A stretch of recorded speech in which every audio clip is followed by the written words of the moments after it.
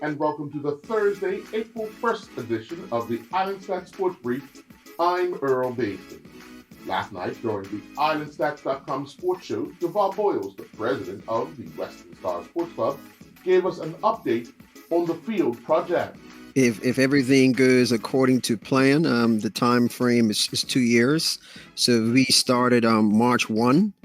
Then 2023, we should have the field in and around March. Now, all of this is subject to shipping because some aggregate has to be brought into Bermuda. I think there's going to be 4 layers. One layer, but not necessarily in this order, but one layer will consist of recyclable glass. I think that's been reported. There's going to be some aggregate that's going to be brought into Bermuda, similar to that of the airport. In addition to that, we're going to take advantage of the horticultural mulch at Marsh Valley site. And then the last layer will be the topsoil that's being scraped onto the field currently. So on the field currently, there should be 6 huge mounds of soil and maybe 1 with just clay for the cricket wicket. Madeline Moore also joined the show and explained the difficulty of the International Senior Cup swim meet that had 2 distances. It was really weird. Honestly, I was confused because usually during Olympic years, you try and get it as much like long course as possible. But I don't know, they decided to do yards in the morning and then long course at night. So it was kind of crucial to kind of know what you're doing.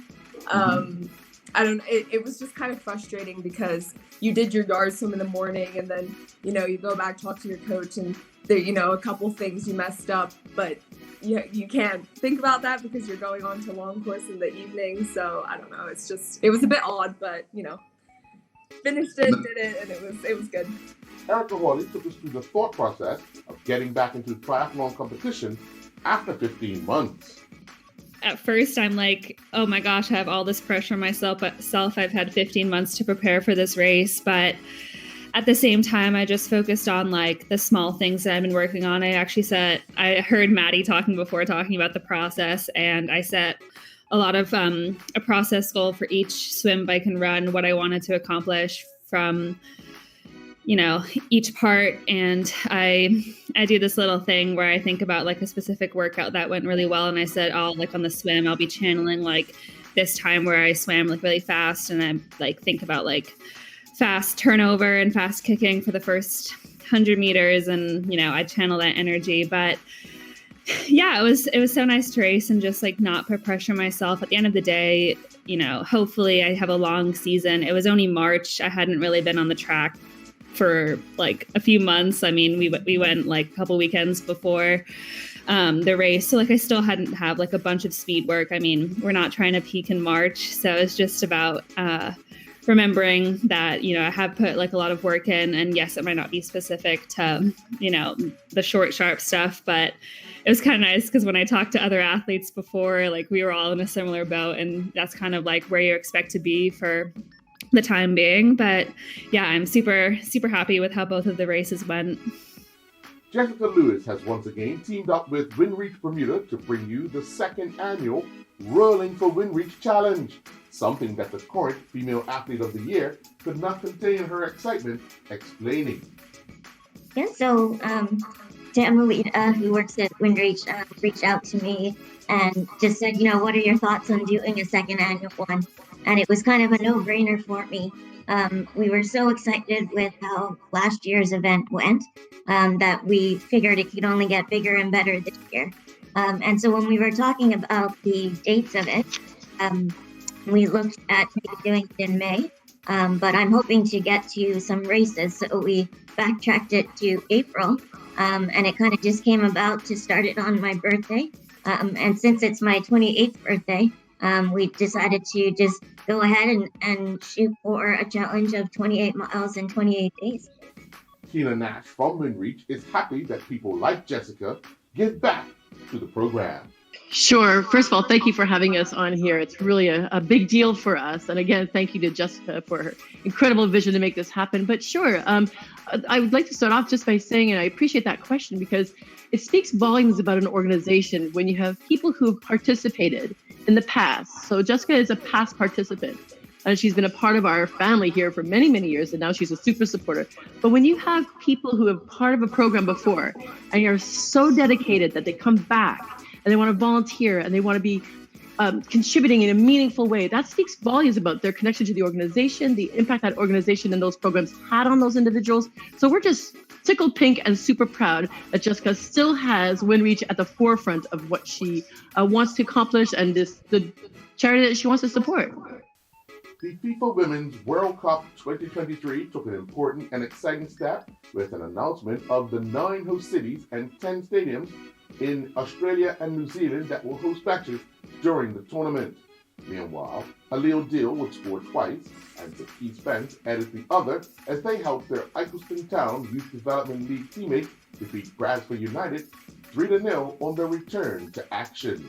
Caitlin Bob took part in the National Scholastic Athletics Foundation track and field meet of champions at the Doug Shore Memorial Stadium. Bob competed in the women's Emerging Elite 200-meter race. During the preliminary, she finished second with a time of 25:40, and in the final, she would again finish second with a time of 25:30.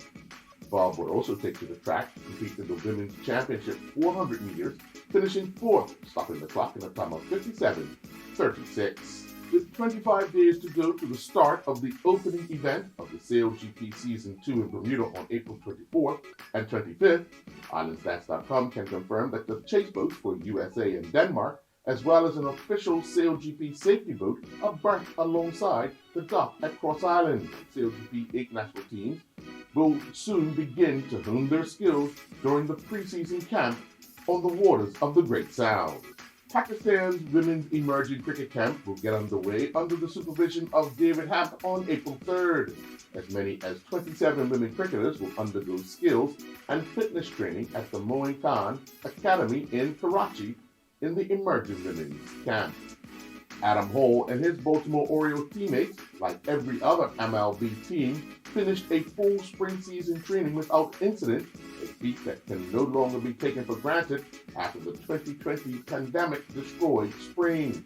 The Baltimore Orioles will officially begin their 2021 season when they take to the field later today at Fenwick Park. However, Hall will not be with them. Hall will now begin yet another preseason training, this time with Delmarva Shorebirds. The dozens of pro cyclists living and training in Spain, including Caden Hopkins and his teammates, woke up to a different reality Sunday morning, March 14th. Overnight, Spain's Prime Minister imposed a 2-week state alarm that mandates the general public to stay inside their homes to try and contain the spread of the coronavirus, and the lockdown including riding bikes. Smith Technology has announced yet another new date for the National Physique Committee's Worldwide Grand Prix Bermuda 2021. The date for the Pro Qualifier event was announced for December 4th. However, this date has now been revised, with the event now scheduled to take place November 20th. And that's a look at this Thursday, April 1st edition of the Islandstats Sports Brief. I'm Earl Baston.